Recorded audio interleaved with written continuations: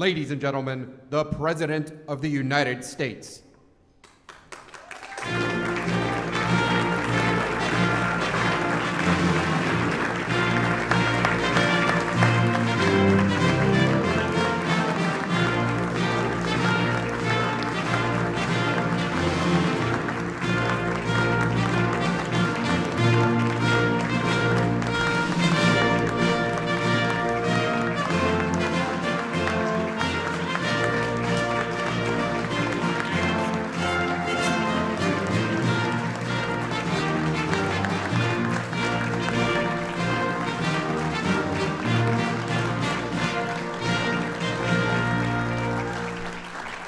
Thank you very much. Please, please. Great occasion. I want to welcome everyone to the White House. We're here today to announce a vital new action that we're taking to help former inmates find a job, live a crime-free life, and succeed beyond their wildest dreams.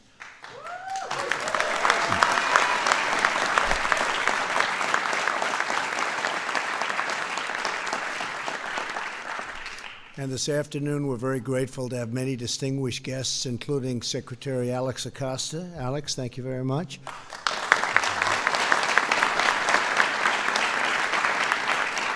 Governor Phil Bryant. Thank you, Phil, very much, very much.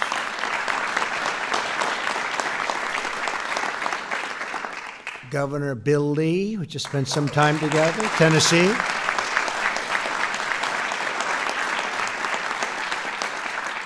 And I have to say, my administration is focused on lifting up all Americans, and that's exactly what we're doing with this. As part of our Working Families agenda, we've expanded apprenticeships and job training. We've delivered historic tax cuts, the biggest ever in the history of our country, and regulatory reform, and we've increased access to affordable health care and child care. So it's been really important. Thank you.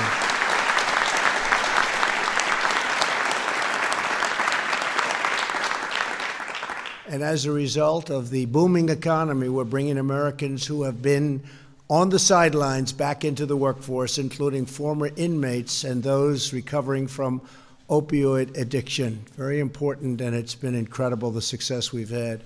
Since the election, we've created 6 million new jobs. We've added more than 1 million new jobs in manufacturing, construction, and steel alone, and everyone said that was going to be an impossibility to do, manufacturing jobs. African American, Hispanic American, and Asian American unemployment have reached the lowest levels and the lowest rates in the history of our country. It's been an incredible situation. Our policies are rebuilding lives, rebuilding families, and rebuilding communities.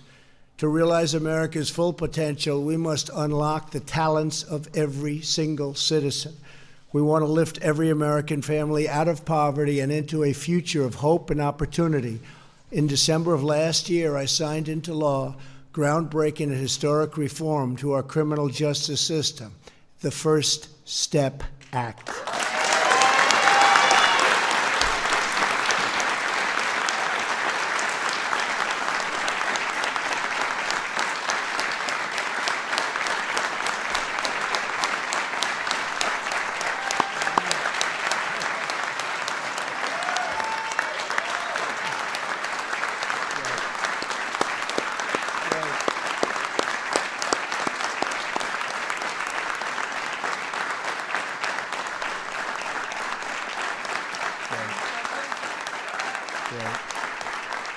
That's terrific. Thank you. Thank you very much. I think you like it. It is true, though. Since we got it passed, nobody realized how tough it was. They've been trying to do it for many years, and many years, and nobody thought they could do it, and we got it done. But we had tremendous conservative support and tremendous liberal support. It was very bipartisan. Some of the most conservative people, I know Mike Lee was in favor of it, and Chuck Grassley was in favor of it.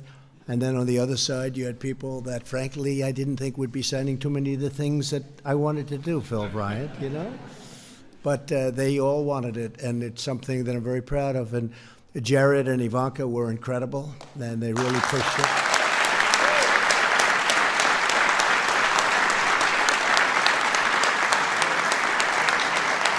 True. And I think they were being pushed a little bit also by Kim Kardashian. She's right here. So thank you, Kim. And Kanye, thank you. Since its passage, more than a dozen states have advanced similar reforms at the state level. Now we must make sure that the Americans returning from prison get a true second chance, right? America wins when citizens with a criminal record can contribute to their communities as law-abiding members of our society. When former inmates come home, the single most important action we can take is to help them find a really, really good job where they love the job, they want to go there, and they're making a lot of money, right? And that's what's happening, and that's because of a lot of reasons, including the people in this room, but it's also because we have a great economy. And some people that wouldn't have normally made that choice, they've made that choice, and they are so happy. I'm talking about employers. They are so happy. They can't even believe it. They've got, one man told me some of the best people that work for him now came out of prison. And these are people that a few years ago he would not have given a chance, and now he considers them among his best people. Too often, former inmates are not considered for jobs, even if they're qualified, rehabilitated, and ready to work, and that's why we're taking crucial steps to encourage business to expand second chance hiring practices.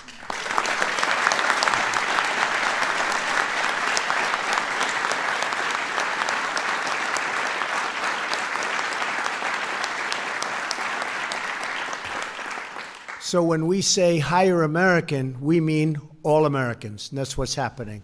First time probably ever. And I think I can say truly, and a lot of the folks in the room are experts, and you've been doing this for a long time, but I think it's probably the first time we can truly say that in the history of our country that that's happening. So it's really been fantastic. The unemployment rate for former inmates is up to 5 times higher than the national average. My administration has set an ambitious goal. We want to cut the unemployment rate for these individuals to single digits within 5 years, and we think there's a really good chance of doing it.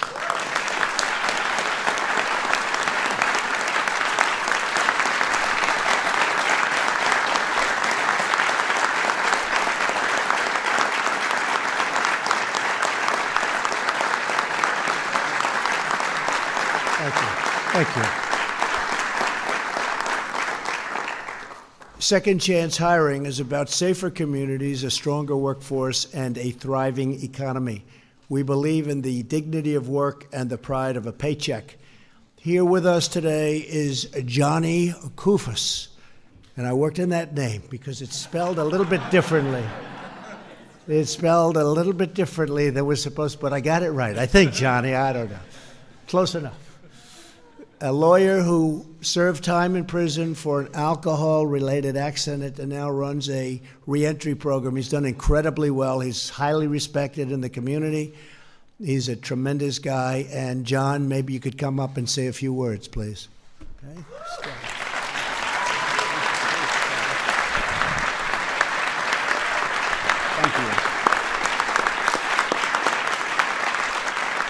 Thank you. Thank you, Mr. President, and thank you all for being here. And don't worry about the name, it's Greek. That's the best pronunciation anyone's done in many years. Again, my name's John Kufos, and Mr. President, your courage in criminal justice reform has made America safer, it's made America better, and it's made America more prosperous. So first and foremost, I want to thank you for that. Thank you.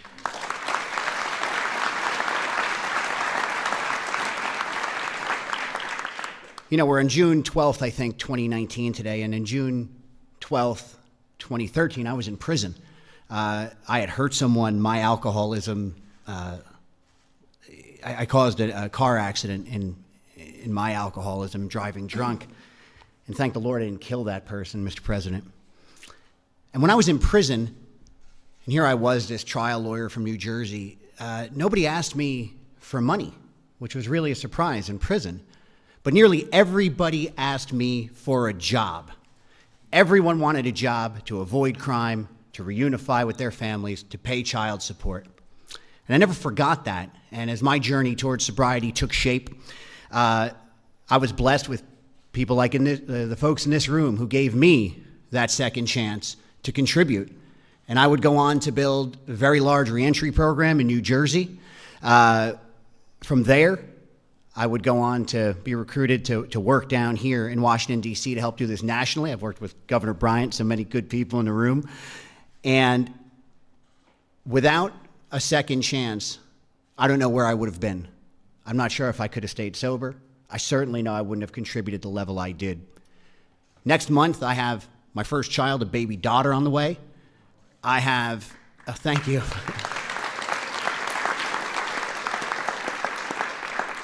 I'm married, and I have the ability to be standing here with you, Mr. President. Thank you for taking on criminal justice reform. Folks, this is the public safety issue of our time. This is a justice issue of our time. This is a civil rights issue of our time. And this is a prosperity issue of our time. And Mr. President, thanks to you, it's all of our time. God bless you.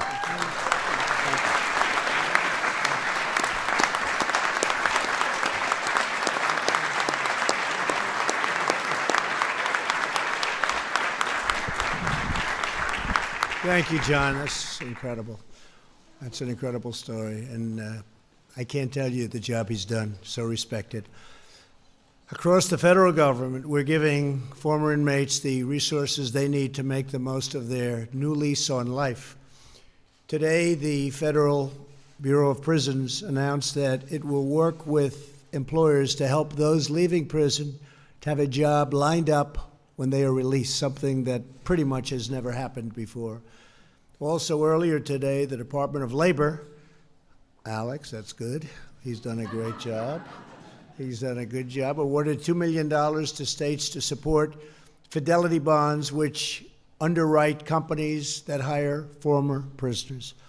We're expanding our Second Chance Pell Grant pilot program to allow individuals to use their time in prison to take college-level classes. That's great.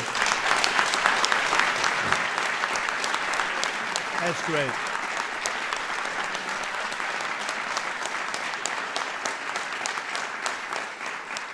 That's great.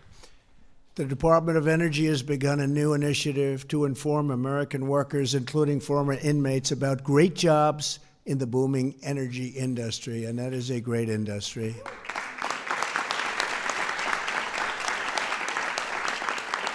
And just in case you didn't hear me say this before, we've now become the #1 energy producer by far in the world. We're topping Saudi Arabia, and we're topping Russia.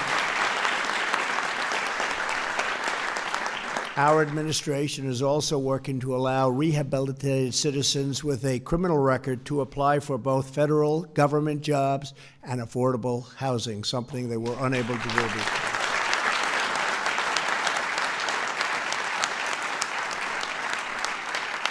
Here with us today is Marcus Bullock, who went to prison as a minor in 1996 and now runs a technology company, and he's doing a very good job. Marcus, please come up and say hello. You're here. Thank you.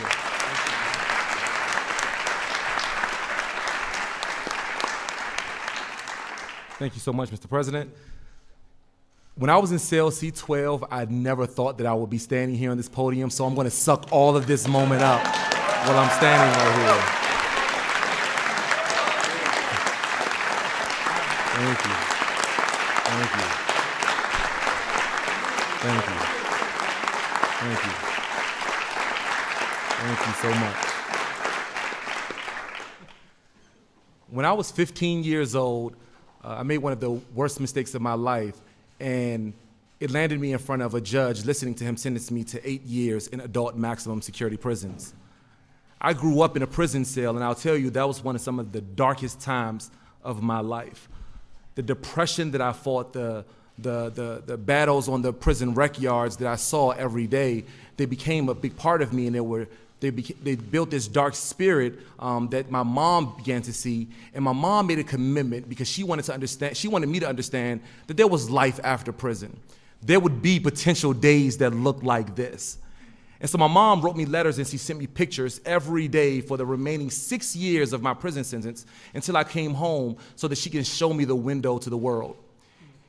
And this is why I'm so grateful for what happens around the country, and we having conversations around the First Step Act and what we're doing now with these second chances, because even once I came home, it was still very challenging for me to get a job. After finally finding a job at a paint store, minimum wage job, and I was very, very grateful just to be able to get a job, and it was really only because of the way that they worded one of the questions on the application. It allowed me to be able to even eventually start my first business after prison, which was a painting business. We ended up hiring over 18 employees, and after the 19th one, we realized that the first 16 were all returning citizens just like me. Thank you. Thank you. Thank you. And while we were building opportunities for other men and women to come home and have a great place to be able to work with sustainable employment, we wanted to venture out a little bit further, and in 2012, we started our first tech company. That tech company, Flickshop, is now a venture-backed company that connects families back to their incarcerated loved ones the same way that my mom wrote me letters and pictures when I was in prison. We've connected over 140,000 families around the country, and I'm so grateful because the resources that are flowing back into these prison cells using our tech is building the next generation of entrepreneurs, leaders, business executives like me, and great employees at some of you all's incredible companies. I'm so grateful to be a small part of the solution because we do understand that this crisis is huge. But with you guys' leadership, I feel very, very optimistic about the future of employment. Thank you.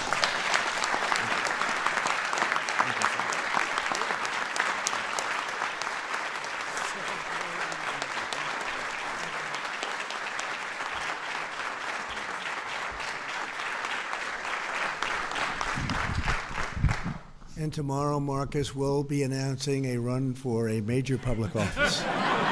Good job. Huh? You guys, great job. Thank you both very much. Really fantastic. Today, we're also joined by many employers who are hiring former inmates and helping us build the strongest economy on earth. We have some very successful people in this room, and we appreciate it all very much. Thank you very much. Great job.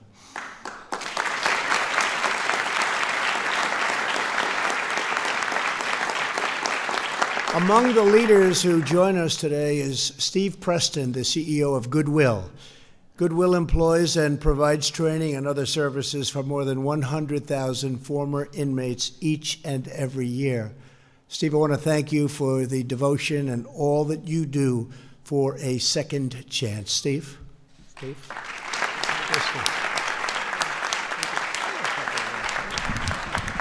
All right. Right. Well, thank you very much, Mr. President, for your leadership in the First Step Act and for working with Congress to pass this in a bipartisan fashion. That just sounds great, doesn't it? Yeah, it really does. Because we know that it's not an issue of one side of the aisle or the other. It's an issue for the entire country. And now we all get to work together to ensure that we truly give people who are coming back home a real second chance. You know, we all know about high recidivism rates. But it does not have to be that way. I know, because as the President said, last year alone, Goodwill worked with over 100,000 second chance individuals. And with the right kind of support, those recidivism rates plummet, and in their place come high success rates.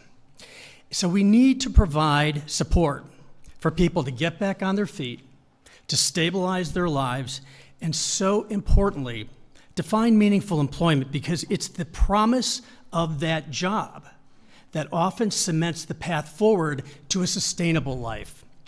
And the small investment we make to do that has a return many times over, not only financially, which I think any of us could prove out, but certainly in the form of lives that are transformed both for the individuals and for their families. And it's so important that we remember those families in this process. So thank you again, Mr. President, for all that you are doing to be part of it, to advance this important effort. Thank you guys for your stories. These are, like, there's no better testimony than to see what's happening here. And there are other people around the country that have the same experience if they're given the right chance. Thank you. Thank you. Thank you.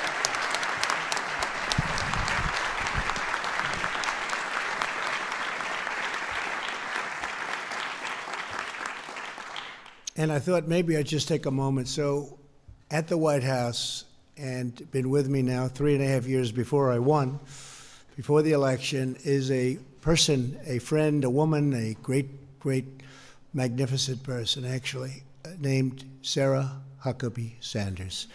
And she's very popular. She's very popular. And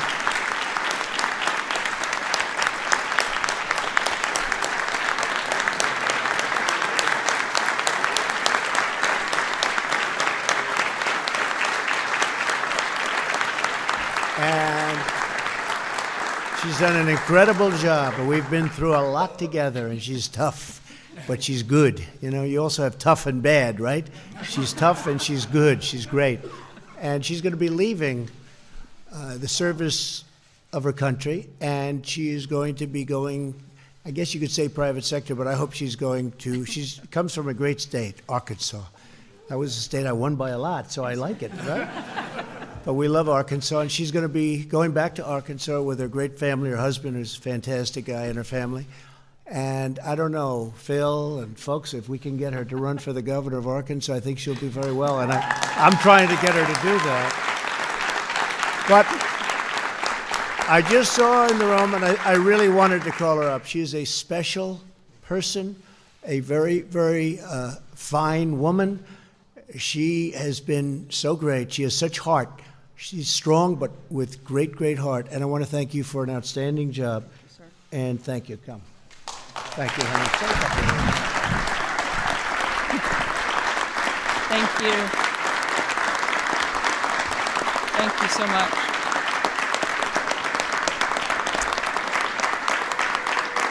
I'll try not to get emotional because I know that crying can make us look weak sometimes, right? This has been the honor of a lifetime, the opportunity of a lifetime. I couldn't be prouder to have had the opportunity to serve my country, and particularly to work for this president. He has accomplished so much in these 2.5 years, and it's truly been something I will treasure forever. It's one of the greatest jobs I could ever have. I've loved every minute, even the hard minutes. I have loved it. I love the president. I love the team that I've had the opportunity to work for. The president is surrounded by some of the most incredible and most talented people you could ever imagine. And it's truly the most special experience. The only one I can think of that might top it just a little bit is the fact that I'm a mom. I have 3 amazing kids, and I'm going to spend a little more time with them. And in the meantime, I'm going to continue to be one of the most outspoken and loyal supporters of the president and his agenda. And I know he's going to have an incredible 6 more years and get a whole lot more done, like what we're here to celebrate today. And I don't want to take away from that, so I certainly want to get back to the tremendous thing that the people behind me have done. And thank you so much, Mr. President. It's truly an honor.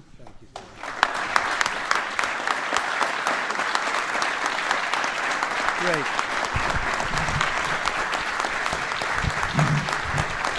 Great person. Great person. Thank you, Sarah.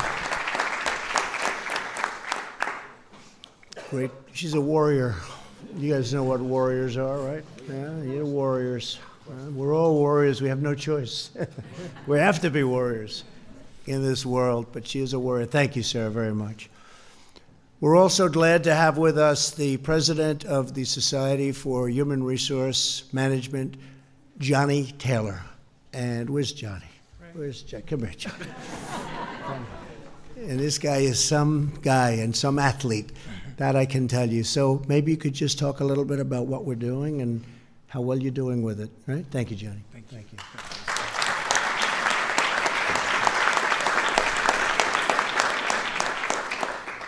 So I vividly remember December 2018, waking up one morning and reading in the newspaper that Congress had passed and the president had signed the First Step Act. I literally did not believe that would ever happen. And And I mean, so much so that I got up and said, I can't believe it. Like, he said he'd do it, but I didn't think it would happen. And here we were. And I realized there were so many people who had worked behind the scenes, people like Mark Holden, who's here in the room from Koch Industries. So many of you had worked to make this a reality. And the first thing I thought was, what can I do as an American to do my part in this? I represent an organization called the Society for Human Resource Management, and we represent 300,000 HR people across the globe. Our companies employ 115 million people every day. And so we said there's some role that we must be able to play, and instantly it hit me. What's the next step? What we know is that once people get out of incarceration, too often they return because they can't find a job. These aren't bad people, they're people who are trying to survive. And we can play a role in that if we can help remove some of the barriers, those barriers that lead to high levels of recidivism. Again, no one wants to go back. And so what we needed to do is figure out how we could play a role, the country's human resources professionals, to remove the barrier of employment. And so we're bringing bad people back into the workplace. So, went back to my team. It was, of course, a week before Christmas. And they said, wait a minute, what? You want me to work over the weekend? I said, yes. Mark Holden and his team, Jenny's in the room. Jenny, thank you, Jenny. We all said we'd work together on the weekend with my chief of staff and our team. We came up with an idea. Over literally a 1-week period, we launched a website called Getting Talent Back to Work. And we got 1,500 employers across this country to immediately sign to join the movement, because we needed employers to commit. It wasn't enough to get people out of incarceration. We needed to get them employed. In a very short period of time after announcing it, with Charles Koch, Richard Branson, myself, we had people just signing up. And so now, all of a sudden, Mr. President, your goal of getting that 5 times the number down to single digits, we're going to do it. And the Society for Human Resource Management.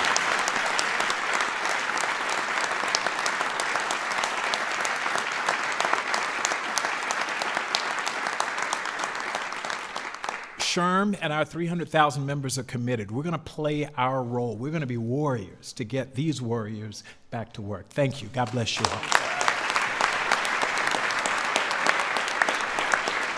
Thank you, Johnny. You'll do it, too.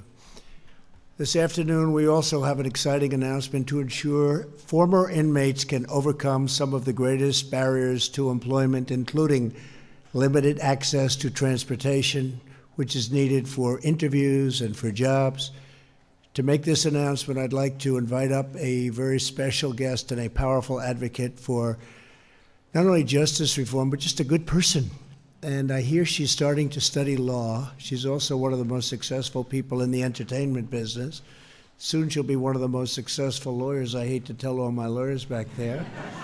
But I knew her father, and I tell you, she's got good genes, that I can tell you. Good genes for everything. And she's been a real friend, and her husband has been a real friend of mine, Kim Kardashian West.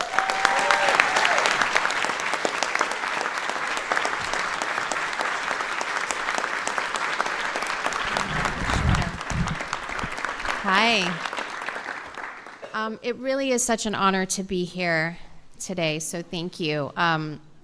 My whole journey with criminal justice reform started about a year ago when I came to see the president after speaking to Ivanka and Jared, who really fought for me to get here. And I pled the case of Alice Johnson, who the president granted clemency to. And after that, I really spent so much time going to different prisons, because I really had no connection to anybody on the inside, and really just felt like, for me, I am at the place in my life that I wanted to make a difference and just wanted to do the right thing, but I didn't know how or what to do, or even really what was going on. And so after going to visit so many different prisons and really sitting down with lifers, with every situation you can possibly imagine, my heart just completely opened up, and I wanted to do more. So I started to study the law, which is, law school basically in California. And my attorneys are here today, Aaron and Jessica from Cut 50. They thank you. So the best part of it is I learned so much that I don't even know if, I don't want to speak for anybody in law school, but I learned so much just basically working on memos and being the assistant to them while the First Step Act was happening, and learning how you get bills passed and working on it from the ground up. So to get the president's support and to see it come to fruition was magic. And the one thing that I just realized that needed so much support that I'm happy to help and be supportive where I can was the re-entry of people coming home and seeing the lack of support that really existed, whether it's housing or the amount of letters that I get with people just needing transportation to job interviews, to jobs. These people want to work. They want the best outcome. And I'm so happy to be here today amongst people that want the same thing and that really believe in supporting their reentry. So I'm so happy to announce today that we have a ride share partnership where formerly incarcerated people will be gifted gift cards so that they can get rides to and from job interviews, to and from jobs, family members, and that is so important, so needed.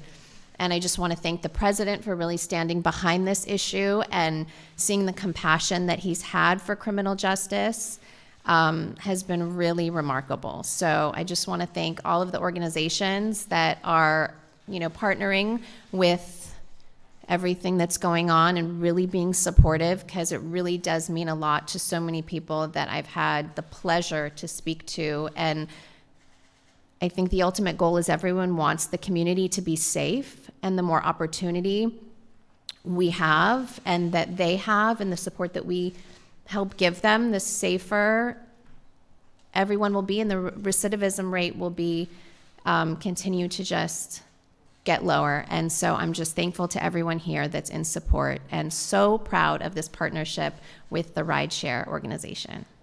So thank you.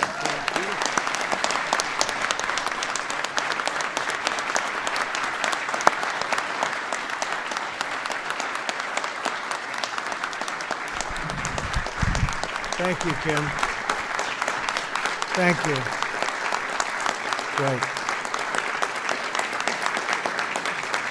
I think she's pretty popular, huh? What do you think? I can tell you this, if she is your assistant, she's your assistant, 2 lawyers. She's your assistant. She's the highest paid assistant in history. There's never been anything like it. Anyway, thank you, Kim. That was beautiful. I want to also just welcome here a couple of friends, and they've been really incredible to me. Pastor Darrell Scott, just stand up. He is something.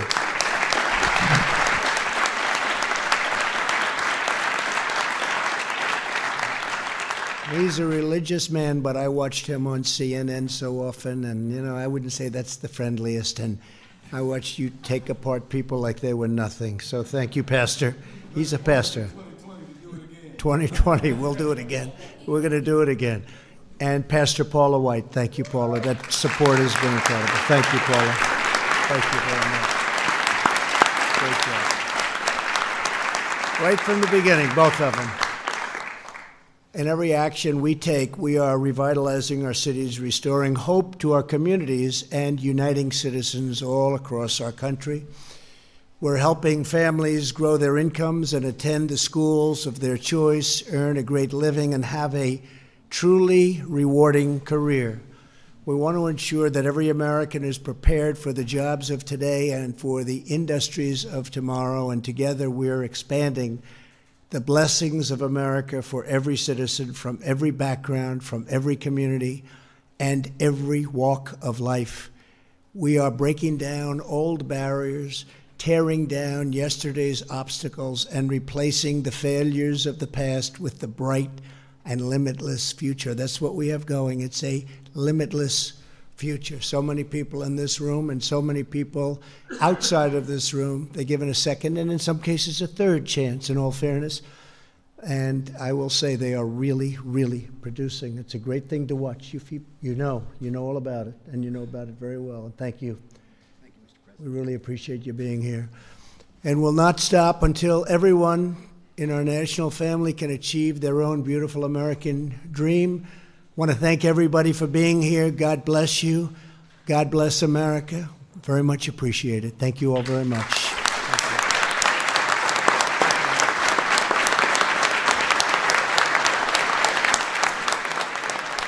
Ladies and gentlemen, please remain seated as the President departs the East Wing.